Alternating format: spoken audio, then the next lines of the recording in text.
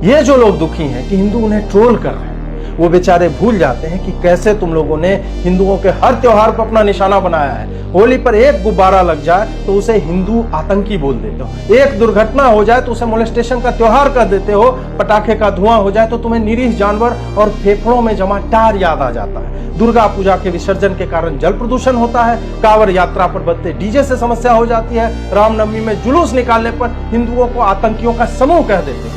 बहुसंख्यक हिंदू सहता रहता है क्योंकि वो अपना उत्तरदायित्व जानता है। वो अपने ही सामूहिक रोष से डरता है कि यदि वह उठ खड़ा हुआ तो दृश्य कितना भयावह हो सकता है। वो डरता है कि ट्रेन के डब्बे में आग लगाने के बाद क्या हुआ था, दिल्ली में 2020 में क्या हुआ था। वह स्वयं के ही उग्रता से डरता है, इसलिए प्रतिकार नहीं करता, जिसे तुम कायरता समझ लेते हो। वो तुम्हारे नमाज के ट्रैफिक में फंसता है, वो तुम्हारी सार्वजनिक पशु हत्या और उसके चमड़ी रक्त हथौड़ियों को फैला देख करके सहन करता है। वो तुम्हारे बाइक स्टंट को सहता है, वह तुम्हारी वैश्विक बमबाजी को सहता है और तुम्हारे साथ ही कहता है कि आतंक का कोई मजहब नहीं होता।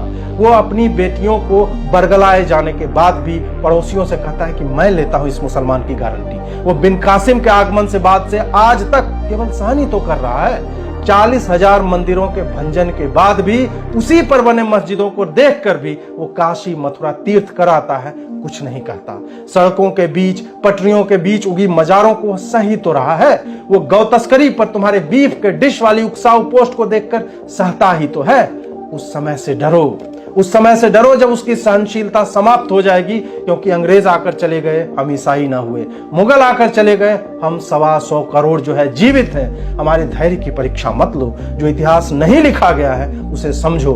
हारी हुई सभ्यता ऐसी प्रचंड बहुसंख्यक हो ही नहीं सकती जिसके 10-12% जो है कायरता से विधर्मी हो गए। सोचो कि उन विधर्मियों के साथ हमने क्या किया होगा कि उनके सत्ता में रहने के बाद भी हम अफ्रीका या यूरोप की तरह सामूहिक रूप से विधर्मी ना हुए। हमें विवश मत करो।